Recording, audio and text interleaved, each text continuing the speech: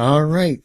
Good morning, evening, afternoon, everyone. Two Geeks Talking is an entertainment industry interview show where we interview the creative people from the comic, film, TV, movie, and video game industries. And of course, I'm your host, Kurt Sasso.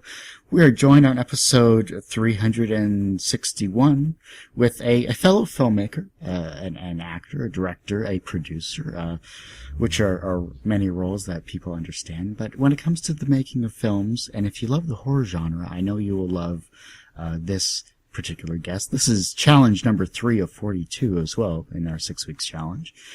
We're joined today by Jack Thomas Smith from the new film that is soon to be released called Infliction. How are you doing today, Jack? I'm doing great, Kurt. Thanks for having me on. Oh, not a problem, not a problem. You know, being a fellow filmmaker, what is it like being on a set, being a director, being a producer, being the person that has to do every single role almost physically possible, and making a film like Infliction?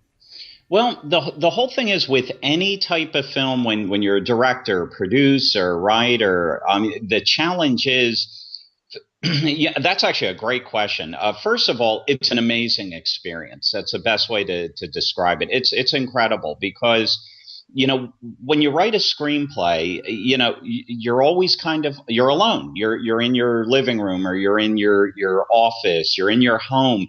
And these are the words that you're putting down on paper, and you're gradually bringing these characters to life, pen to paper, and then eventually typing it into the computer. But then when you're on set, you know, it's a rush because you're watching it come to life, which is just absolutely amazing. But then you also have that free falling feel. You know, it's just absolute chaos. Because, you know, if you do a 12-hour shoot in one day, you know, those 12 hours will go quick. And and then everything that could possibly go wrong goes wrong. So you have to learn how to work on your feet also. So in other words, what I'll do before I shoot something, I'll storyboard the hell out of it. I'll write my shot list. I will get as absolutely organized and structured and planned out as humanly possible, because when I go into a shoot, I know that day when we're shooting, something will go wrong. Something's going to happen that you're going to have to handle, you're going to have to juggle.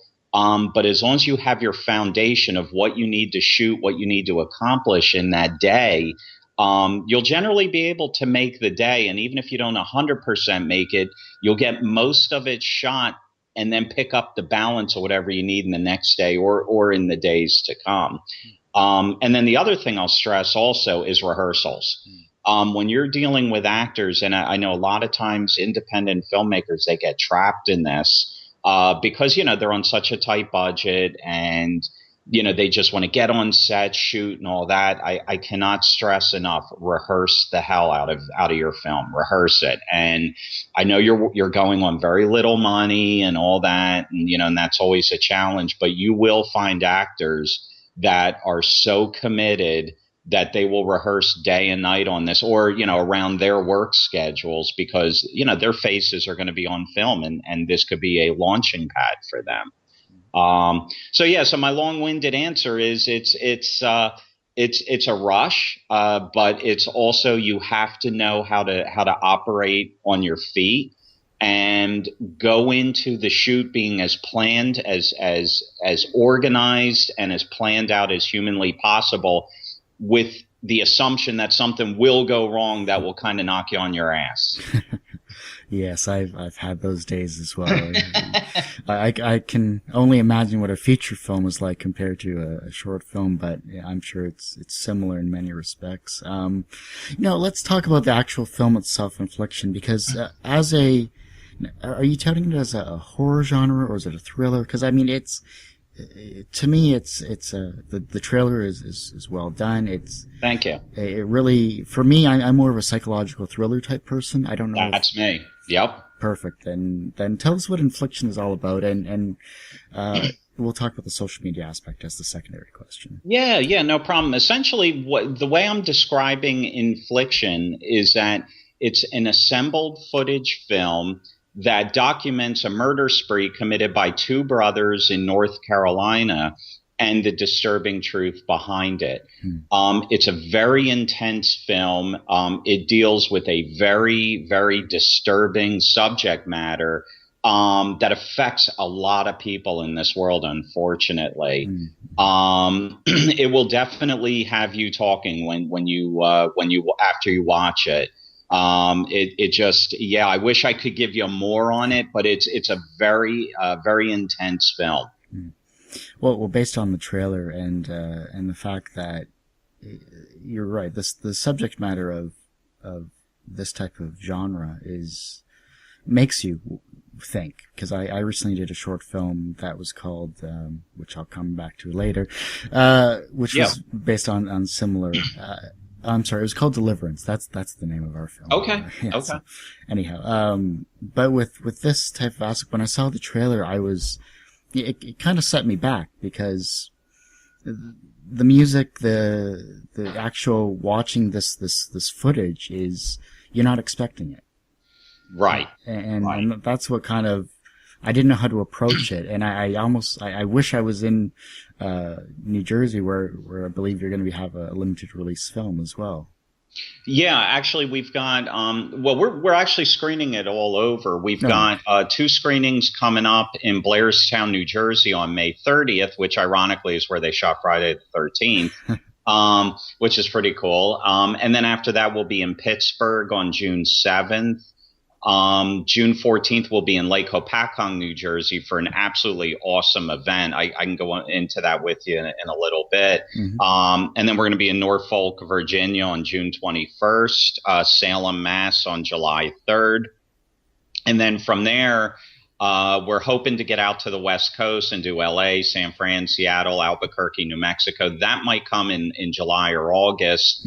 Then we're going to be at the Horror Realm horror convention in Pittsburgh in mid-August, and then we'll be doing the Chiller convention in New Jersey in October.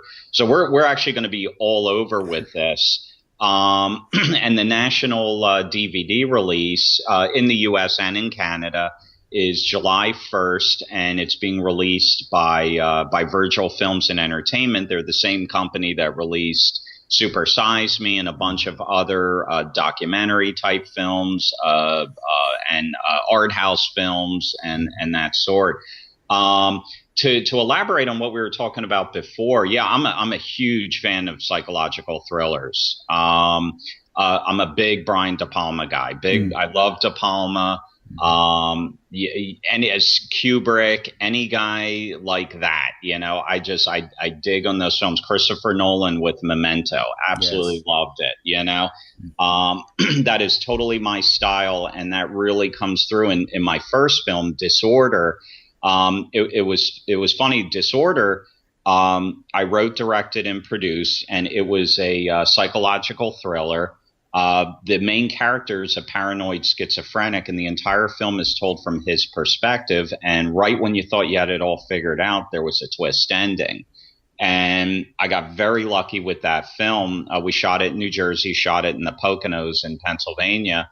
It was picked up by Universal and Warner Brothers. It was released nationwide on DVD through Universal. We did like a limited theatrical beforehand.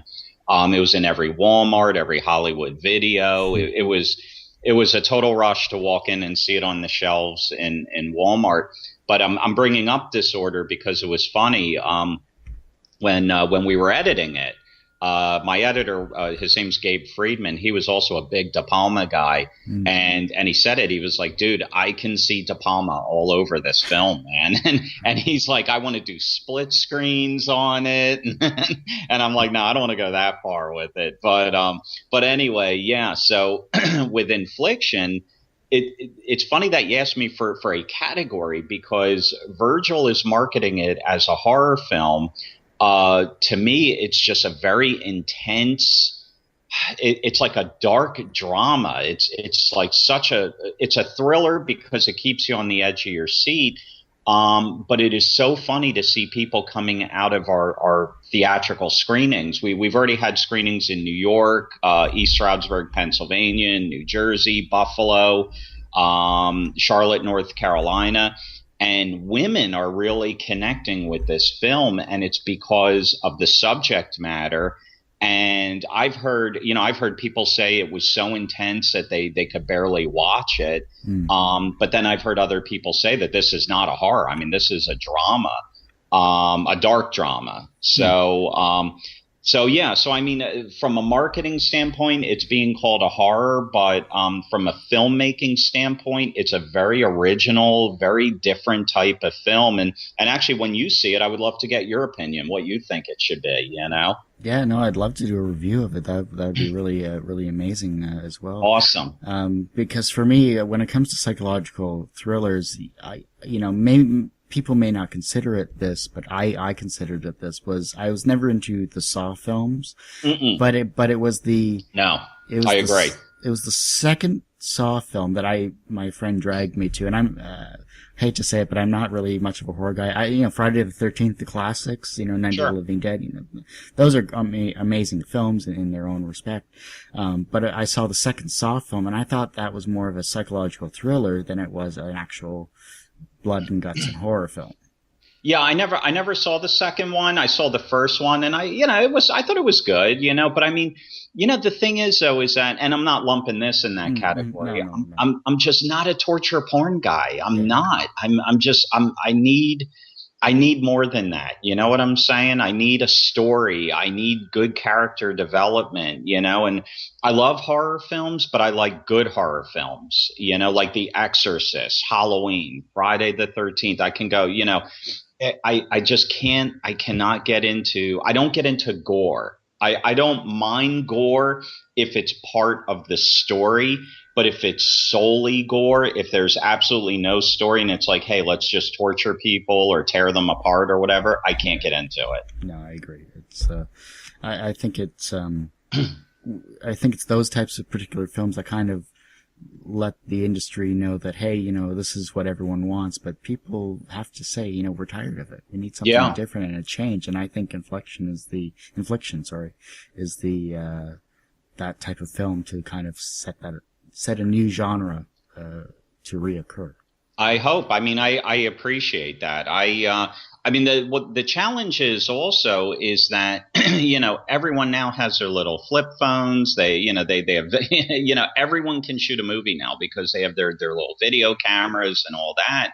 And so what it does is it's almost like watering down the market, if that makes sense, because there's so many of these, hey, let's just shoot a film. We don't have a script, but we'll bloody people up and we'll throw it out there. You know what I'm saying? And so it's like for a lot of independent filmmakers, like true independent filmmakers, someone who's put blood, sweat, and tears into writing a script, shooting a film, when they submit their film either to festivals or to agents or distributors, it's just one of the masses. It's just another Blu-ray, DVD, or a private YouTube file that they're submitting. It's just lumped in with all of these other ones. And it's tough. I mean, it's not like it was 20 years ago where you shot everything on film, 15 years ago on film. So you actually had to have some money. I mean, you had to. And it was, you would shoot on film, so you'd have to buy the film stock. You'd have to process it, transfer it to Digibeta. You would have to there were hard costs involved that you could not get around. So it kind of separated, people who were really doing it from people who were just kind of playing around with it, if that makes sense, know? Yeah, no, that makes sense. So now, it's like anyone can do it. And, and I'm not, I'm not slighting anyone that has the wherewithal to go out and do it. I respect. But you know what I'm saying? I mean, there's just, people just go out and they'll just shoot something that doesn't make any sense or it's just garbage but it's kind of thrown in with the pile, Yeah. So. No, I completely understand. And, but there are those, especially when you get, student filmmakers that are actually like going to school for it. There are those that have, ideas or group of friends that put together some amazing visual effects as well when it comes to these videos, et cetera, et cetera. There are many creative and talented people out there that are working their butts off, like like yourself, like myself, and absolutely out there that are going to make the industry, make James Cameron's Avatar look, like something done on an Etch-a-Sketch eventually. Let's hope, man. Let's hope. And I respect anyone that does it. Absolutely. Let's talk about yourself here, because as a fellow filmmaker, obviously you're a very creative person, but what is your source of the impulse to create? That's a great question. I've been doing it my whole life. I started when I was a kid. I was one of those kids sitting in the theater, and I saw Star Wars, like opening day, and I saw that big Imperial battleship go overhead, and I was just blown away, man. I mean, I knew then I wanted to make films. And then around that same time, I also read The Shining by Stephen King. So I was about 8, 9 years old, and so I was like, whoa, I mean, this is what I want to do. I want to write. I want to tell stories. I want to create things visually. So I've just always been doing it. For as long as I can remember, I've always had that in me. When I was in junior high, I would write, horror stories, and then I would go around and sell it to kids in the lunchroom. And it was crazy. I'd walk around for whatever, 25 cents, 50 cents, and just sell my horror stories, and people would buy them. And so for whatever reason, that's just always been in me. And it's part of my DNA. I just absolutely love doing this. I couldn't imagine not doing this. And then just sometimes these stories, they'll come from personal experience, or it'll come from something I might hear about someone else. As a filmmaker yourself, I mean, you get that spark, and sometimes it's like, who the hell knows where it came from, and then as long as you have that initial thought, then you can kind of expand on it, and then the story kind of evolves from that. No, definitely. And, what about the areas you feel most creative in? Well, I love to write. I mean, I absolutely love to write, because with any film, your foundation, your blueprint, your screenplay is your blueprint. It's no different than building a house. I mean, if you have a solid blueprint, from there, your house will take on a life of its own. It will be built. The structure will be there. It will all come together. Everything begins and ends with the screenplay. I mean, if it's a bad screenplay, chances are it's going to be a bad movie. I mean, if it's a solid, a good screenplay, you have a better chance of making a good movie. And what I mean by that is that even if you have a great screenplay and you have bad direction, or if God forbid there's a bad performance, anything can take it down. So a good screenplay is almost like it's imperative. You have to have a good screenplay to start, but that's still not a given that it's going to be a good movie. So I absolutely love writing, but I love being in control of my vision too. And that's why, I direct, I produce, I do it all. I mean, I'll go out, I'll raise the financing, I'll structure the deals with the investors. Everything that I do is it's all about my vision. I don't want to just write a screenplay and sell it off to someone and be done. I mean, it's like every project has a personal meaning to me. So I want to write it. I want to direct it. I will edit it. We'll co-edit. I'll have an editor, and I'll sit there with them. I'll be involved in sound design, right through to color correction, right through to doing the theatrical release, distribution. It's my baby, and I want to be involved in every aspect of it. You touched upon a lot of points that I don't think many filmmakers really understand. Is you have to do pretty much everything if you don't have a group of people working with you. Like you said, you're talking about the business side of things. You're talking about the marketing. You're talking about the press release, the PR aspect of things. I mean, you're literally managing and doing everything yourself there. What skills are important to being a person that has to wear many hats as you are? What various skills do you draw upon when you're dealing with, say, the business side or the marketing side or the PR side? Well, it's funny because in other interviews that I've done, I've been asked, what kind of advice would you give to up and coming filmmakers? And the answer that I keep going to, go to business school. I mean, it really is a business. And basically, everyone gets into making films because they love it. I mean, it's something I'm sure there was a film that inspired you that knocked your socks off. I'm sure there were films that inspired anyone who's trying it. And but the thing is, though, is that how do you make a film a reality? You need money. I mean, you need money, and again, I mean, earlier what I was saying, I was not putting down anyone that's shooting a film with their home video camera or anything. I hope I didn't come off sounding bad with that. I just what I'm saying is that there's a lot of those, but then there's also the films that kind of are on the next level where they have money behind them. Okay, and getting money to take your film to the next level it's such a challenge. So how do you get the money? How do you entice someone to buy into something that is not tangible? You can get investors to finance a restaurant. You can get people to finance a laundromat because there's actual tangible things in there if it doesn't work out. You could sell off the business. You could sell off the items in the business. But with a film, there's nothing tangible. It's a vision. It's just someone's words on paper that you want to try to bring to life.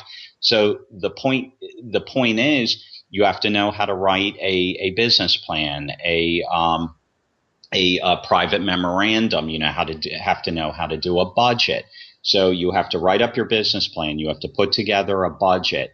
You have to understand the tax incentives in the areas that you want to shot. In the United States, if you shoot in Louisiana, you can get 35% back for shooting there. So if you shoot $1 million film now there, the state will refund you $350,000. That's a big incentive to an investor, because then an investor is like, wow, 35% of my investment is protected by that state tax credit. Then in the United States, you have what's called Section 181, and that's a federal tax write-off. And that was actually created in 2004. It was signed by George W. Bush as a way to protect films, to keep films in the United States from, no offense, from going to Canada, from going to, you guys stole a lot of films from us. But because Canada they have a solid tax incentive package. So the point that I'm getting at is that you have to know how to make this an appealing investment to someone. I mean, no different to you than with you. If someone came to you and said, "Hey, I want you to invest in my film," what would you say? Your first reaction would be, "Okay, that sounds great. How do I get my money back? How do I make a profit?" And as a filmmaker, if you don't know how to answer those questions, you're done. You're done, because then it's going to look like you don't know what you're doing. So you have to be able to say, well, okay, we're shooting a film that this is the genre we're shooting in. And in particular with horror, that is the one genre where you don't need to have big name stars in it.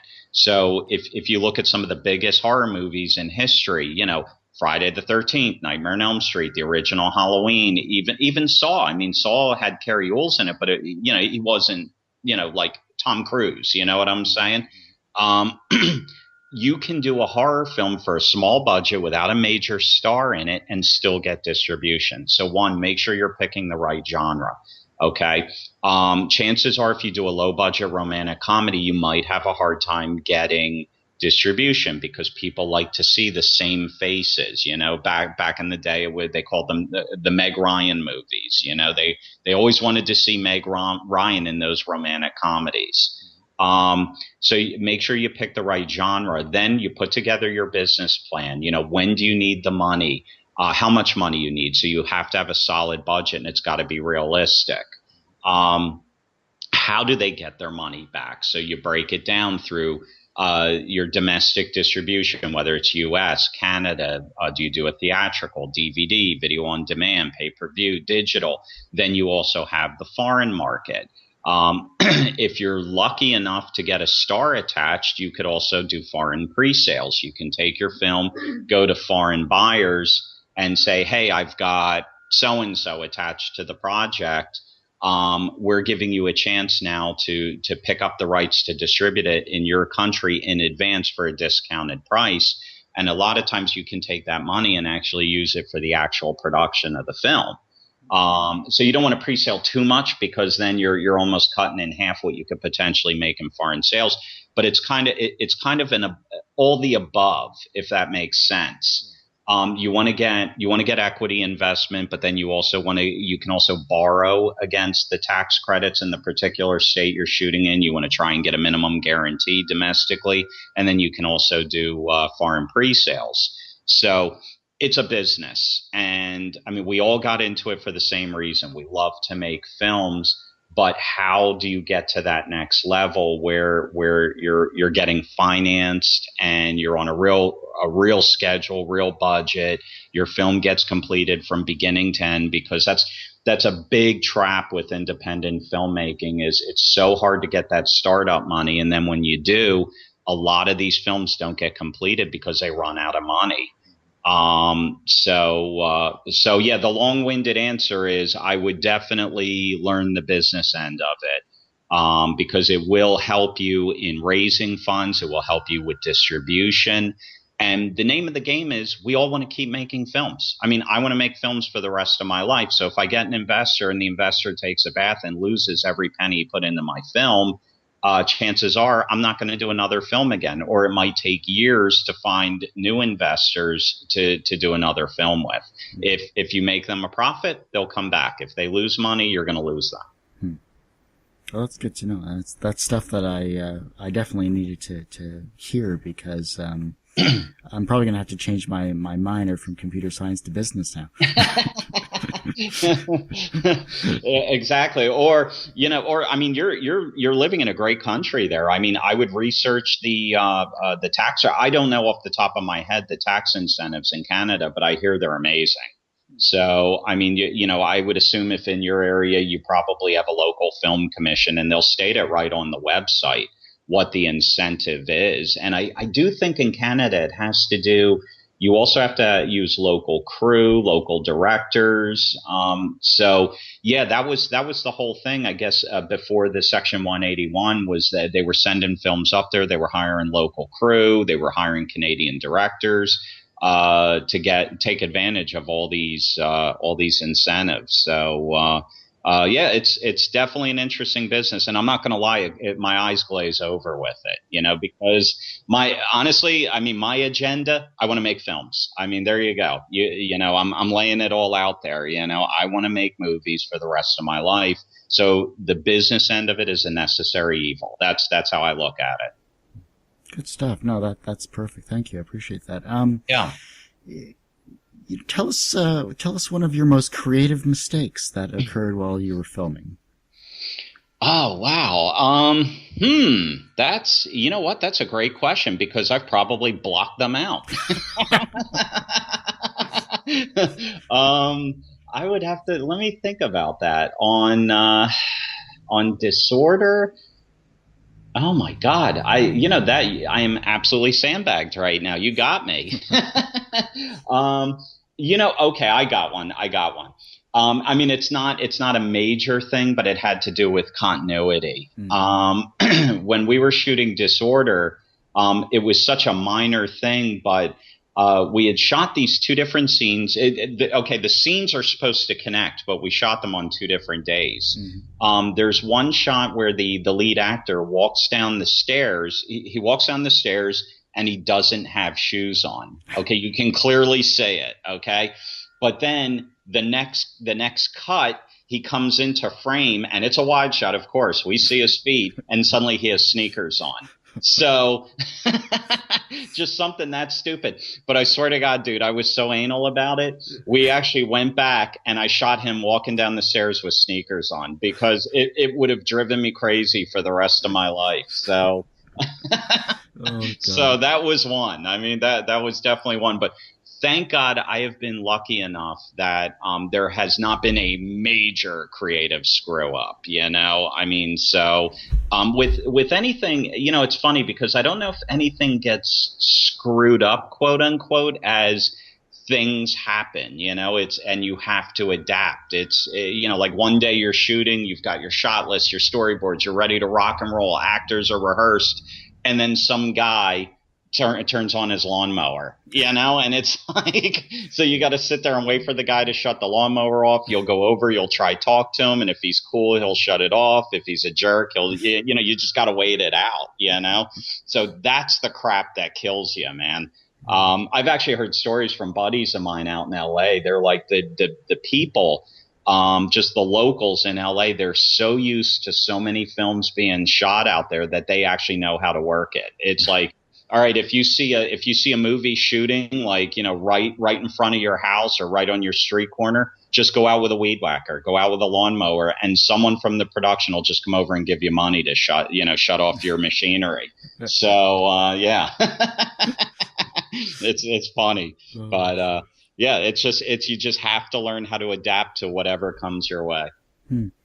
You know, obviously you're very successful in your professional career here with your films. Thank you. And, you know, I really appreciate conversing with you about this because I'm learning a ton. This is great. Yeah. But do you consider yourself personally successful? Oh my God. Yeah. I mean, I love what I'm doing. I mean, it's, you know, what's the old saying? Show me a man who loves what he does and I'll show you a man who's never worked a day in his life. And that's me. I absolutely love what I do. I mean, it's in my DNA. Like I said, I mean, I will do it 7 days a week. I'm obsessive over it. But what's crazy is I never feel like I'm working. It's just, I absolutely love what I'm doing. And, you know, it's funny because you see, you know, these groups like the Rolling Stones and U2 and guys like that. I mean, these guys are so rich. It's insane. But they still go out and tour. They still go out and put out new music. And why? It's because they love what they're doing. I mean, they're not doing it for the money. They're doing it because they absolutely love what they're doing. And I mean, I'm kind of obviously, I'm not comparing myself to the Stones or U2, but I'm saying just figuratively, I love what I'm doing. I mean, I could be a multimillionaire. I could be flat broke. It doesn't matter. I love doing this, and this is what I'm always going to do. How do you deal with your failures? I mean, you know what? You get a thick skin, and I've had some. I mean, it's tough because you know, you do get those deals. Oh, believe me, I mean, I've directed 2 features, I've produced 4, but for those projects that have happened, I couldn't even tell you how many deals have fallen through, and you can't get bogged down in it. You just have to constantly keep moving forward, and you have to have a thick skin. I mean, if you're meeting with an investor, and honestly, Kurt, I've had it happen time and time again, where, you know, you meet with these investors and you've checked them out, you've done your due diligence, you know they're wealthy, you know that, you know, if they're looking you in the eye and telling you that they're going to finance your film, that you know that they have the resources to do it, and then suddenly they disappear, you know, and it's like, I've just had that happen so many times, and you just have to keep moving forward. And I guess one piece of advice: don't get hung up on one company or one individual. Always, you know, until that check is signed and clears your account, you don't have a deal.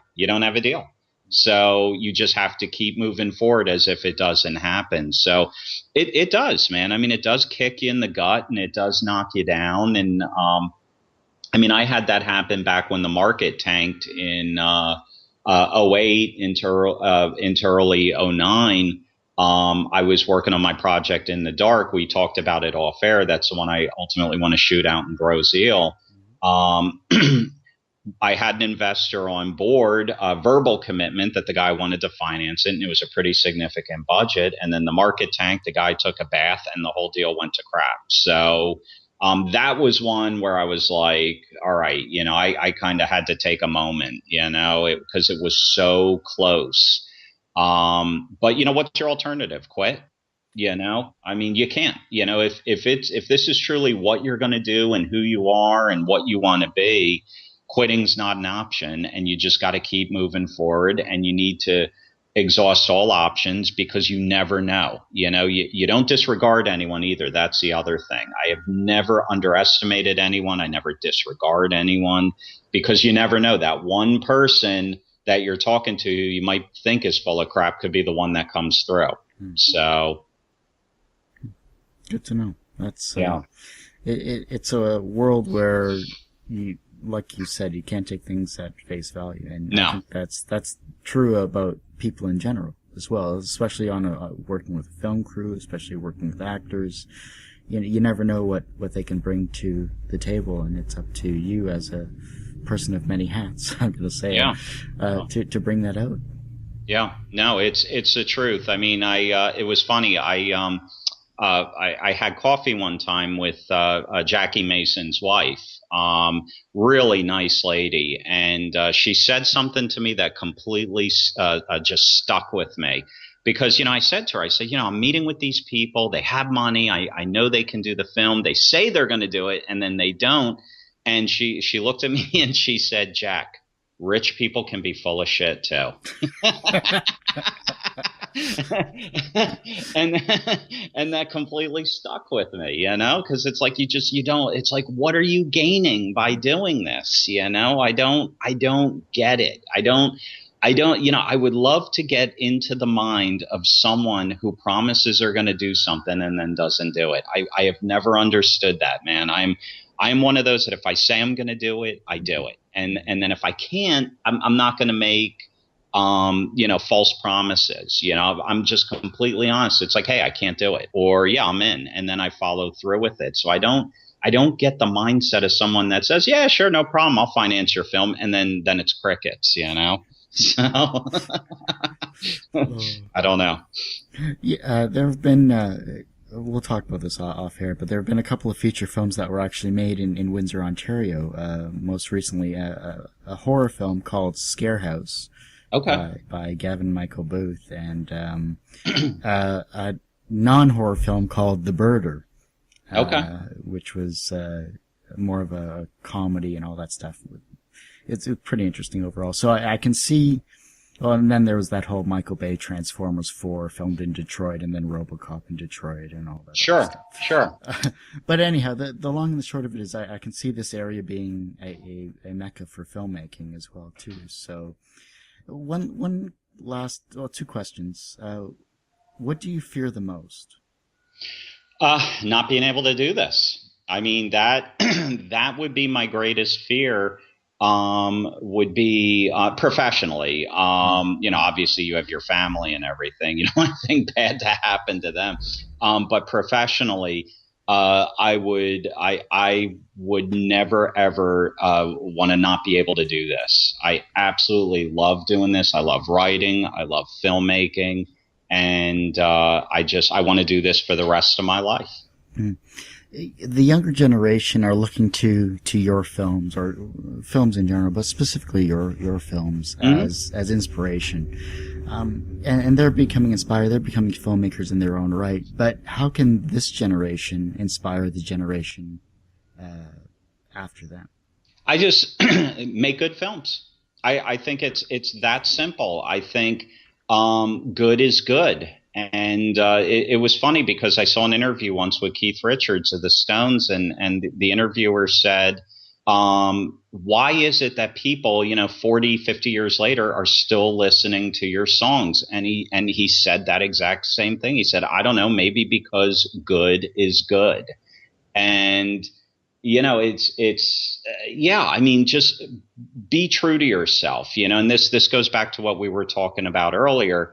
If that's what you want to do, if you want to make a splatter flick and all that rock and roll, tear it up. You know what I'm saying? But if you truly find something inside of you, if there's a story that is personal to you or means something to you, that someone else, that it could mean something to someone else, that's how I think films will get passed down from generation to generation. You look at The Godfather, you look at Casablanca. It's just these are films that, just they meant something to the masses, to people just connect with them. And that, yeah, that's what I would love to see. I would love to see people just making good films. Good films. Good stuff. Is there anything that I haven't brought up here that you'd love for those listening and those that'll be downloading this on iTunes in the future to know about?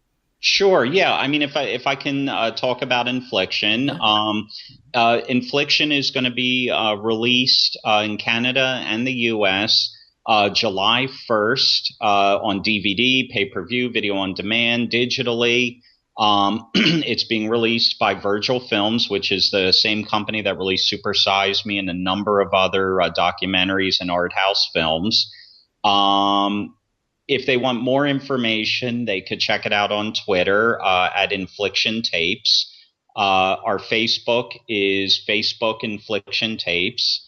And the website is inflictiontapes.com. And then one last thing, if you don't mind, on June 14th, we're actually part of an event called Entertainment for a Cure. It's June 14th in Lake Hopatcong, New Jersey. It's actually going to be an awesome day. It's an outdoor amphitheater. It seats about 400 to 500 people. There's going to be a music fest. There'll be 6 different bands playing throughout the day. Starts at 1 o'clock. Then at 9 o'clock, when it gets dark, we're going to do an outdoor nighttime screening of Infliction. And a portion of the proceeds are going to the American Cancer Society. Portions going to the amphitheater to help with some renovations. So yeah, if anyone wants to check that out, buy tickets, whatever, it's entertainmentforacure.com. So that's just one of the many things that we have going on with it, and that'll be a fun day. It sounds amazing, and I'm glad to see that you're heavily promoting it. You're getting some great press. You're getting some amazing venues, especially throughout this entire year. That's incredible. Congratulations! Thank you. One thing I didn't get to ask, and I apologize, is the social media aspect has been really huge with Infliction.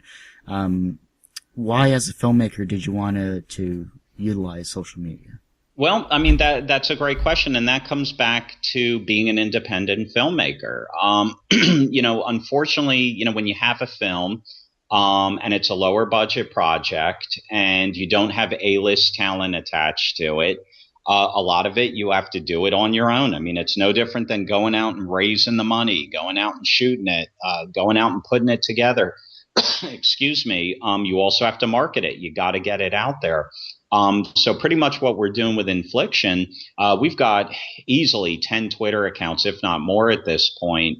And what we're doing is we're adding 100 people, following 100 people per day, per account in different parts of the United States. And we actually have a Twitter account set up in Canada now.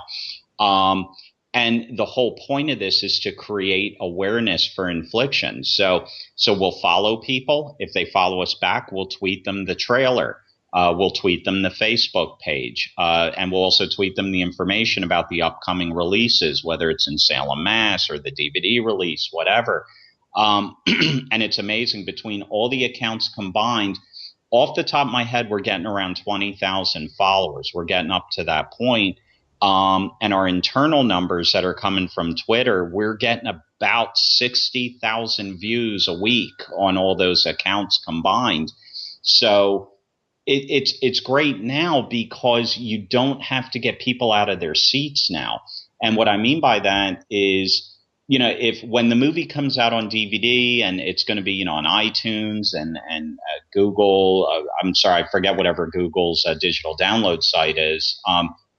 But when it's available on all these digital download sites, on Netflix, all that, it's literally going to be a tweet to someone saying, hey, Infliction's available on DVD right now. Check it out on Netflix right now. People can literally turn from their computer to their TV and watch it, or they could watch it right on their computer.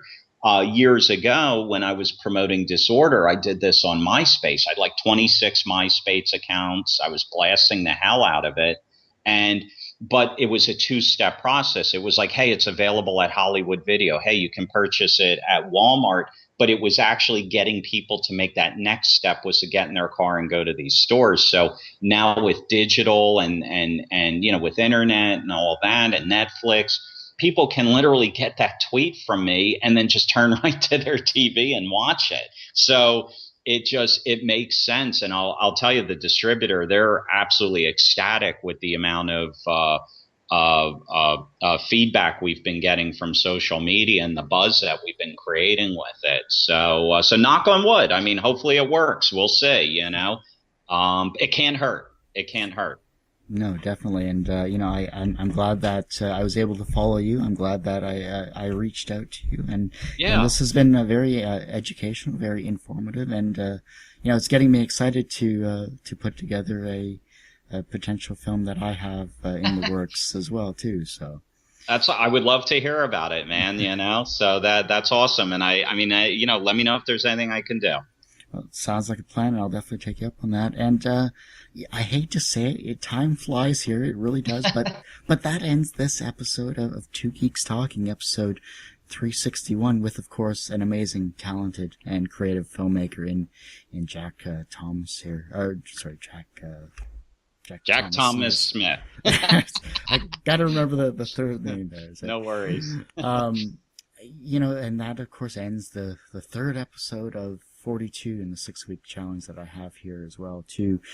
Thanks everyone for tuning into this. Don't forget you can listen to this on iTunes. I'll post this up on YouTube as well to get at least the video portion and in that regard, too. Also, don't forget, with this interview, you can also help support us on Patreon, which is patreon.com/Two Geeks Talking. If you want to support us, we have been running for 6 years and over 600 interviews in that time, since 2008. If you want to support us by donating $1 a month, hey, every little bit helps, and we want to thank you for those that have already supported us in the past and in the future as well. Tune in next episode for another amazing interview with it's going to be Nick Arganite, who does a comic called Ultimate Teenage Mutant Ninja Turtles, who also does the podcast The Good, the Bad, and the Geeky. And thanks everyone for listening and watching, and have a great night, everyone.